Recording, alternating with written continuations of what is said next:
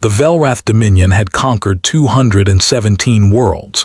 Their empire stretched across 3 spiral arms of the galaxy. They had crushed species that breathed fire. They had defeated creatures made of living metal. They had brought entire civilizations to their knees with nothing more than the sight of their war fleet. High Commander Sirac stood on the bridge of his flagship, the Eternal Silence, and watched the blue planet grow larger on the viewing screen. Earth.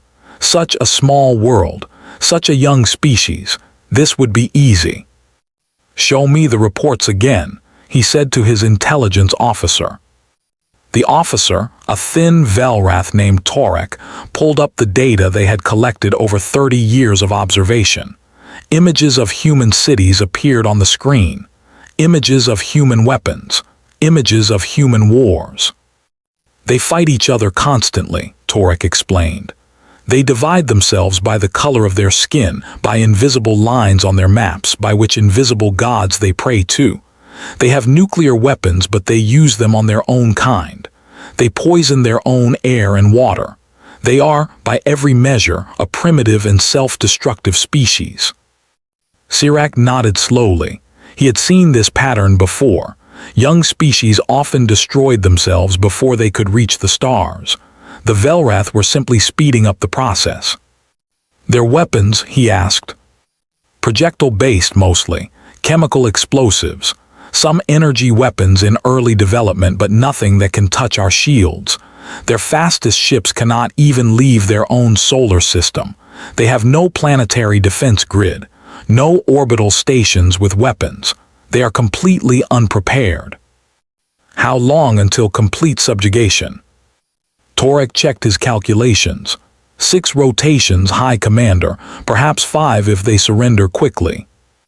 Sirac allowed himself a small smile. 6 rotations. He had spent longer waiting for his morning meal. This conquest would add another world to the Dominion's collection, another species to serve as workers and soldiers. The Council would be pleased. "Begin the approach," he ordered. "All 400 ships in standard formation. Let them see what comes for them." The fleet moved as one, emerging from the dark side of Earth's moon like a swarm of metal insects. They blocked out the stars. They filled the sky above every major city on the planet. On Earth below, billions of humans looked up and saw death hanging above them. Air raid sirens began to wail in every language. News channels switched to emergency broadcasts. People ran through the streets, screaming, crying, praying. Sirac watched it all on his screens and felt nothing but satisfaction. This was always his favorite part. The moment when a species realized how small they truly were. "Open a channel," he commanded. "All frequencies." The communication officer nodded and activated the broadcast system. Sirac's voice would now reach every radio, every television, every phone on the planet below. "People of Earth," he began, using the standard subjugation speech that had worked on so many worlds before. "I'm High Commander Sirac of the Velrath Dominion. Your world now belongs to us. Your weapons cannot harm us. Your armies cannot stop us. You have 1 hour to surrender your governments and your military forces. If you comply, many of you will be allowed to live. If you resist, we will burn your cities to ash and take what we want anyway. The choice is yours." He cut the transmission and leaned back in his command chair. Now came the waiting. On other worlds, the surrender offers usually arrived within minutes. Leaders begged for mercy. Generals offered their own people as slaves in exchange for their own lives. It was always the same. But the minutes passed, and no surrender came. Sirac frowned. "Are our communications working?" "Yes, High Commander. They received the message. All of their broadcast channels have gone silent." "Silent?" "Yes, every station on the planet stopped transmitting at the same moment, 90 seconds ago." That was strange. Sirac had never seen a species respond to invasion with silence. Usually there was panic, chaos, conflicting messages from different governments, but this was something else. This was coordination. Then a single transmission cut through the silence. It came from somewhere in the mountain range the humans called the Rockies. The voice was calm, steady, and spoke in perfect Velrath. "You have made a mistake." Sirach laughed. He could not help it. The absurdity of a primitive species threatening the most powerful military force in the galaxy was too much. "They learned our language," Torek said quietly. "From our scout ship transmissions.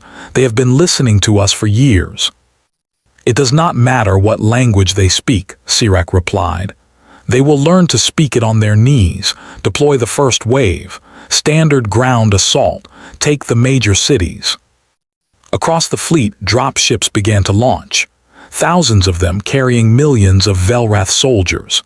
They fell toward Earth like burning rain, aimed at New York, Beijing, Moscow, London, Tokyo, and 100 other cities. Sirach watched them descend and felt completely confident. He had done this many times. He knew exactly how it would go. The humans would fight at first, as all species did. They would realize they could not win. They would break. They would surrender. And then the Velrath would own another world. He did not know that in bunkers deep beneath the earth, human generals were not preparing to surrender. They were preparing something else entirely.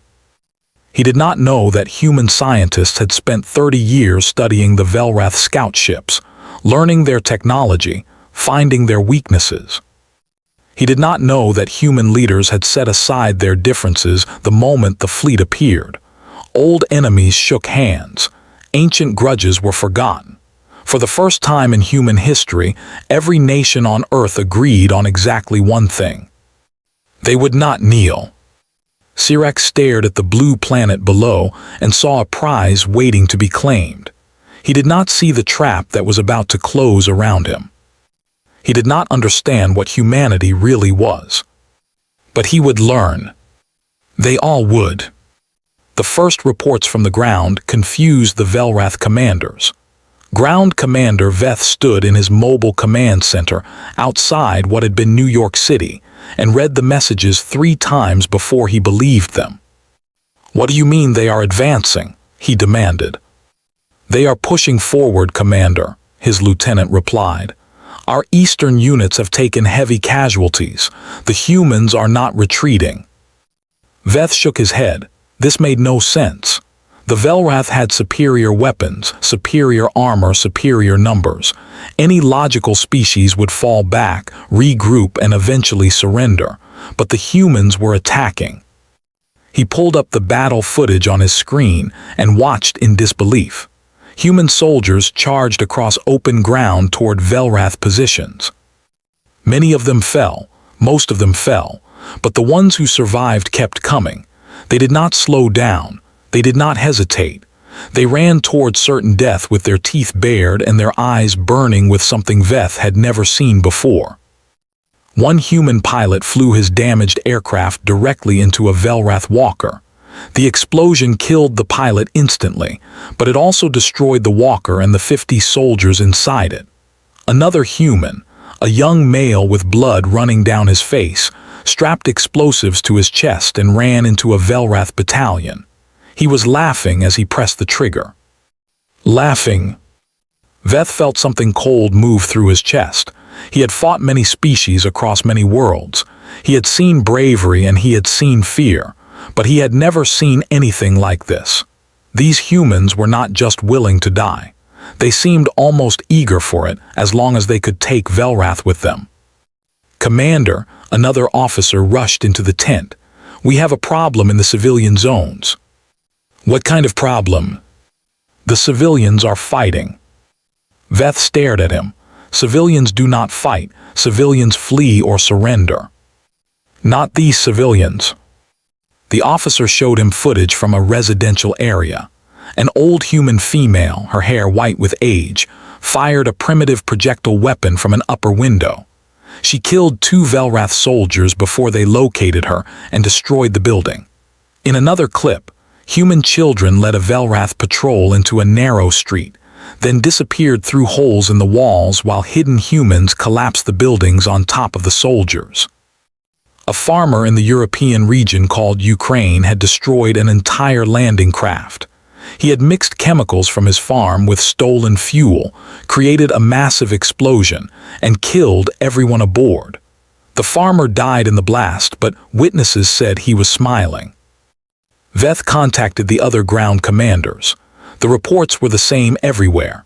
In Beijing, elderly humans blocked the streets with their bodies while younger ones moved weapons through underground tunnels. In Moscow, factory workers converted their machines to produce ammunition and worked through the night while bombs fell around them. In Tokyo, office workers built traps and ambushes using nothing but furniture and kitchen knives. The Velrath were winning the battles technically. They had better technology. They had more soldiers. They controlled more territory with each passing hour, but they were paying a price they had never paid before. For every city they captured, they lost thousands of soldiers. For every human they killed, 10 more seemed to appear. And the humans were learning. On the third day, a Velrath soldier was killed by a weapon that burned through his armor like paper. The weapon had been assembled from pieces of crashed Velrath equipment, rebuilt by human hands in a basement workshop. On the fifth day, humans found a way to jam Velrath communications in 3 different regions. On the 7th day, a human sniper killed a Velrath commander from 2 kilometers away, using a modified rifle that should not have been able to fire that far. Veth requested a meeting with High Commander Sirac. The initial estimates were wrong, he reported. These humans adapt faster than any species we have ever encountered. Every tactic we use against them, they find a counter within days. Every weapon we deploy, they find a weakness within a week. Sirac frowned at the reports. They are primitives. How is this possible? I do not know, High Commander, but I am beginning to believe we misunderstood something fundamental about them. Explain. Veth chose his words carefully. We observed them fighting each other for decades. We thought this was a sign of weakness, a sign of a species that could not unify, could not cooperate, could not pose a threat. He paused. I think we were wrong. I think their constant fighting did not make them weak. I think it made them strong. Sirac said nothing, so Veth continued. Every generation of humans has known war. Their entire history is written in blood. They have fought over land, over resources, over ideas. They have invented new ways to kill each other for thousands of years. War is not strange to them. It is familiar. It is comfortable. No species is comfortable with war. This one is. Veth pulled up more footage. A human soldier, badly wounded, dragged himself across the ground to recover his fallen weapon. A human doctor operated on injured fighters while bombs exploded outside her window. Human children carried messages through war zones, slipping past Velrath patrols like ghosts. They do not see death the way other species do, Veth said. They do not fear it the way they should. They have a word in their languages, many words actually, for dying in battle. They treat it as something noble, something to be desired. Sirac studied the footage in silence. His confidence, so unshakable at the start of the invasion, was beginning to crack. How long until victory? He finally asked. Veth could not meet his eyes. I do not know, High Commander. Every day we fight them, they grow stronger. Every loss they suffer makes them angrier. I have never seen anything like it. He did not say what he was thinking. He was beginning to wonder if victory was possible at all. 3 months into the invasion, the Velrath controlled only a small portion of Earth. Their maps showed territory in red, and each day the red areas grew smaller. High Commander Sirac stood on his bridge and watched the reports come in, each one worse than the last. The humans had broken through Velrath's shield technology. A team of scientists working in an underground bunker in Switzerland had spent weeks studying captured equipment. They found the frequency patterns that powered the shields. They built devices to disrupt them. Within a month, Velrath soldiers who had once walked through human bullets like rain were dying in the streets. Captured plasma weapons appeared in resistance hands across the planet. The humans could not build them yet, but they could use them. They could modify them. A Velrath plasma rifle in human hands became something different, something more dangerous. Human engineers added scopes for greater accuracy. They built cooling systems that allowed for faster firing.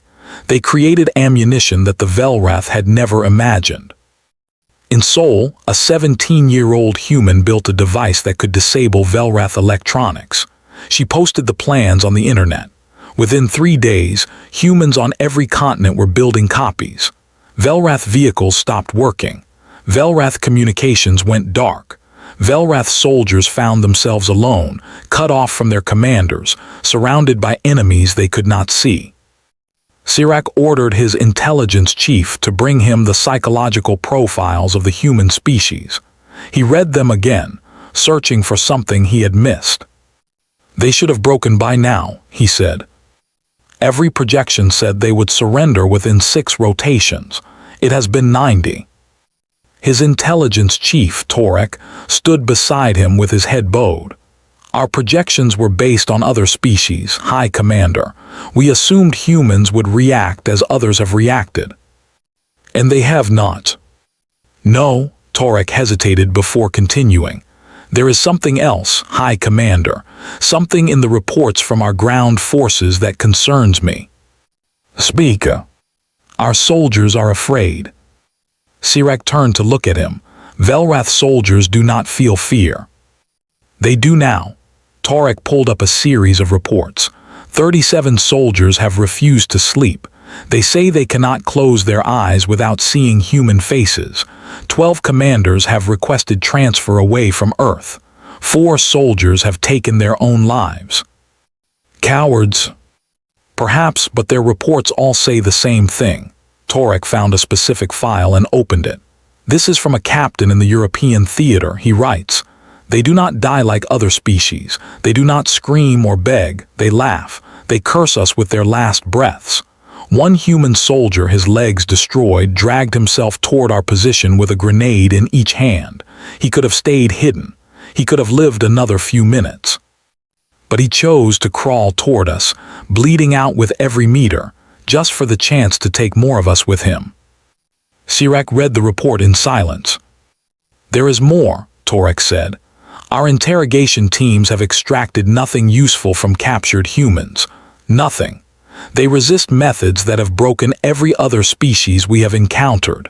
One prisoner, a female with wounds that should have killed her, spent her final moments whispering to her interrogator." "What did she say?" Torek looked uncomfortable. "She said, 'My daughter will find you.' Then she died. The interrogator has not slept since. He says he sees her face every time he closes his eyes." Sirac set down the report. Through the viewing window he could see Earth hanging in the darkness. Such a small world, such a stubborn species. "Why do they not surrender?" he asked, more to himself than to Torek. "We are stronger than them, we have better weapons, we have more soldiers. Every logical calculation says they cannot win. Why do they keep fighting?" Torek had no answer. The truth was something neither of them could understand. Humans did not think in terms of logical calculations. They did not weigh their chances of victory and make rational decisions. They fought because fighting was what humans did. They had fought ice ages that lasted centuries. They had fought plagues that killed millions. They had fought famines, floods, fires, and each other. Their entire existence was one long battle for survival. And they had never lost, not completely, not finally. Every time history knocked them down, they got back up. Every disaster that should have destroyed them only made them stronger.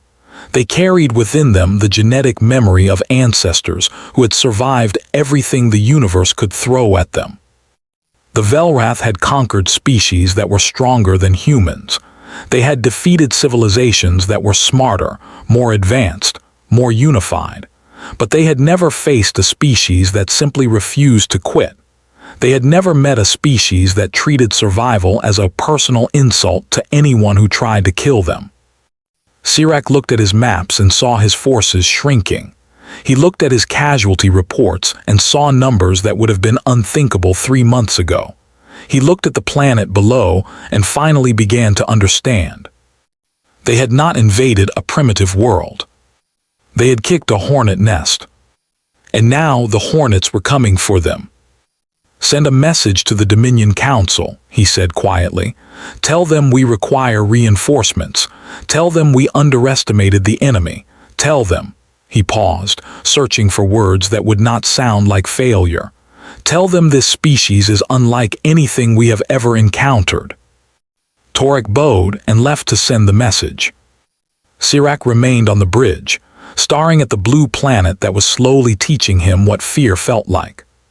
6 months after the invasion began, the war changed completely. The Velrath were no longer the hunters. They were the prey. It started with small attacks. Human teams, trained in captured Velrath technology, found ways to board the ships in orbit. They used stolen shuttles. They built crude rockets from scrap metal and hope. They launched themselves into space in vehicles that should not have survived the journey, and somehow they survived anyway. The first successful boarding happened on a supply ship near the moon. 12 humans in mismatched armor cut through the hull and fought their way to the engine room. They died there, all 12 of them, but not before planting explosives that destroyed the ship and its cargo of weapons meant for the ground forces. More attacks followed. Every week another ship was hit. Sometimes the humans failed and died in the cold of space. Sometimes they succeeded and died in fire. Either way, they kept coming. On Earth's surface, the humans launched a coordinated assault that shocked the Velrath command. 3 major cities were recaptured in a single night. Moscow, Jakarta, and Buenos Aires all fell to human forces within hours of each other. The attacks were planned, precise, and perfectly timed. Different groups on different continents struck at the exact same moment. Sirac demanded to know how this was possible. His officers had no answer. Human communications should have been impossible to coordinate. Velrath jammers blocked most of their signals, yet somehow they managed it. The answer came from a captured human computer specialist. She explained, just before she died from her wounds, that humans had built a new communication network. It ran through old cables buried underground. It bounced signals off satellites the Velrath had not thought to destroy. It used codes based on ancient human languages that no Velrath could translate. "You cannot stop us from talking to each other," she said. "We have been doing it for 10,000 years. We will find a way." The skies above Earth became dangerous for Velrath ships. Human engineers had built drones from pieces of crashed Velrath vehicles. The drones were simple, cheap, and deadly. They carried explosives and flew themselves into the engines of Velrath cruisers. The pilots who guided them knew they were flying one-way missions. Volunteers lined up around the block. Sirac lost his second-in-command when a human drone breached the bridge shields of his cruiser. The explosion killed everyone aboard. There was no warning. There was no chance to fight back. One moment the ship was whole, and the next it was burning wreckage falling toward Earth. In the ruins of London, a Velrath patrol stumbled into an ambush that killed all 50 soldiers. The only survivor was found 3 days later, wandering through the destroyed streets. Repeating the same words over and over, "They came out of the walls. They came out of the walls." Sirac requested a private channel to the Dominion Council. He stood alone in his quarters and delivered his report. "The situation has changed," he said. "We are no longer advancing. We are barely holding our current positions. Human forces attack us constantly, day and night, without rest. They use weapons we have never seen before. They employ tactics that should not work against our superior technology." The council leader's image flickered on the screen. "Explain how a primitive species has resisted our forces for 6 months." Sirac had spent long nights thinking about this question. He finally had an answer, though he knew the council would not want to hear it. "We made a fundamental error in our assessment," he said. "We saw humans fighting each other and concluded they were weak. We were wrong. Their constant conflict did not weaken them. It forged them. Every generation of humans has known war. Every generation has developed new ways to fight, new weapons, new strategies. They have been perfecting the art of killing for thousands of years. He paused to collect his thoughts. But that is not what makes them truly dangerous. Many species know war. What makes humans different is their refusal to accept defeat. Other species surrender when victory becomes impossible. Humans do not. They would rather die fighting than live as slaves. Every human we kill only strengthens the resolve of those who remain. The council leader was silent for a long moment. "What are you telling us, High Commander?" Sirach spoke the words that had been building inside him for months. "I am telling you that we cannot win this war, not through force. The more we hurt them, the harder they fight. The more we destroy, the angrier they become. They have a fire inside them that our weapons cannot extinguish." "Then what do you recommend?"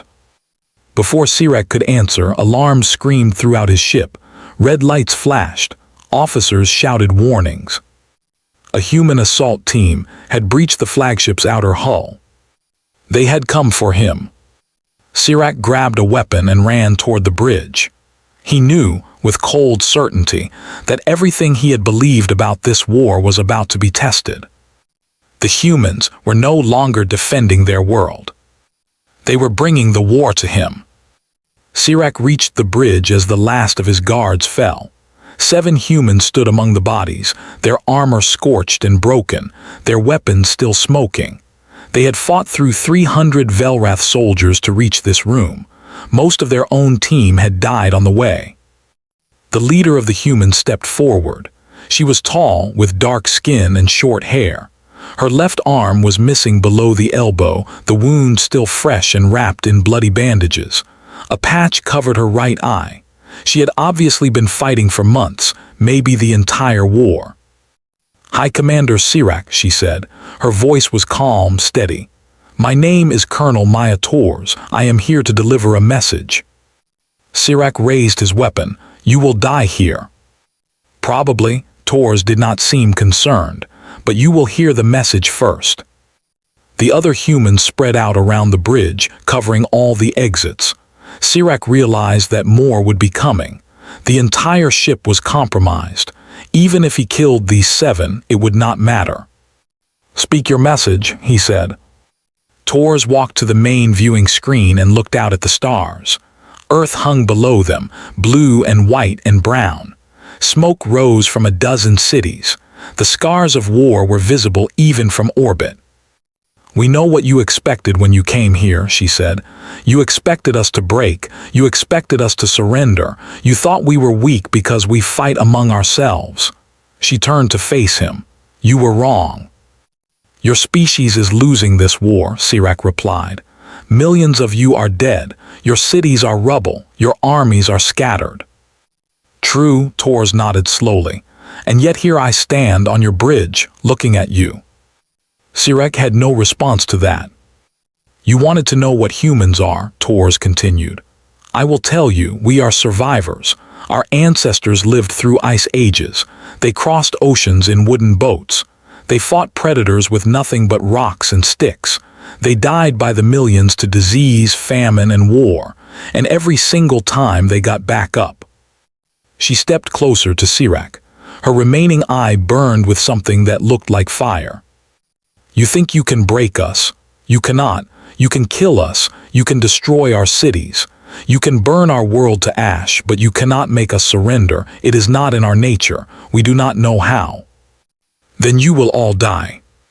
"Some of us, many of us, maybe most of us." Tors smiled and there was no warmth in it. "But not all. There will always be survivors. There will always be humans who remember what you did here. And when we rebuild, when we reach the stars, we will find you. We will find the Dominion. And we will teach you what your invasion taught us." "What is that?" "That we are not alone in the universe. That there are enemies out there who want to destroy us. And that we must be ready." Sirach felt something he had never felt before in his long career. He felt small. He felt afraid, not of the woman standing before him, but of what she represented, a species that could not be broken, a species that would remember. "You are not going to kill me," he said. It was not a question. "No," Tors lowered her weapon. "We are going to put you and your surviving ships on a course back to Dominion space. You are going to tell your council what happened here. You are going to tell them what you faced, and you are going to deliver a message." "What message?" Tors stepped back and signaled to her team. They began moving toward the exits, their mission apparently complete. "Tell them Earth is closed," she said. "Tell them to mark our system as forbidden. Tell them to never, ever come back." "And if they do?" Tors stopped at the doorway and looked back at him. Her ruined face showed no fear, no doubt, only the absolute certainty of someone who had already accepted death and chosen to keep fighting anyway. "If they come back, they will face a species that has spent every day since this invasion preparing for their return. We will have better weapons, better ships, better soldiers, and we will have hate." Her voice dropped to almost a whisper. "We are very good at hate, Commander. You have taught us to focus it. You have given us a target. The next time we meet, it will not be on our world. It will be on yours." She left. 2 weeks later, the 19 surviving Velrath ships limped into Dominion space. Sirac stood before the council and delivered his report. He told them everything. The battles, the losses, the humans who fought with their last breath, the species that could not be conquered. When he finished, the council leader asked the question Sirac had been dreading. "What do you recommend?" Sirac, who had once been the greatest commander in Velrath history, gave the only answer he could. "Quarantine the Sol system, mark it forbidden. Let no Dominion vessel approach within 10 light years, and pray." "Pray for what?" Sirac looked at the star map, at the tiny yellow dot that marked Earth's sun. "Pray that they never develop faster than light travel, because if they do, they will come for us. They will remember every city we burned, every human we killed. They do not forget, they do not forgive." He turned away from the map. "We did not invade a primitive world. We woke something ancient and terrible, something that has spent its entire existence learning how to survive, how to fight, how to win." The council chamber was silent. "No one warned us," Sirac said quietly. "No one warned us what they really are." In the darkness of space, 19 broken ships carried the story home, and on a small blue planet humanity began to build. They built new ships, new weapons, new dreams. They looked up at the stars with new eyes. And they remembered.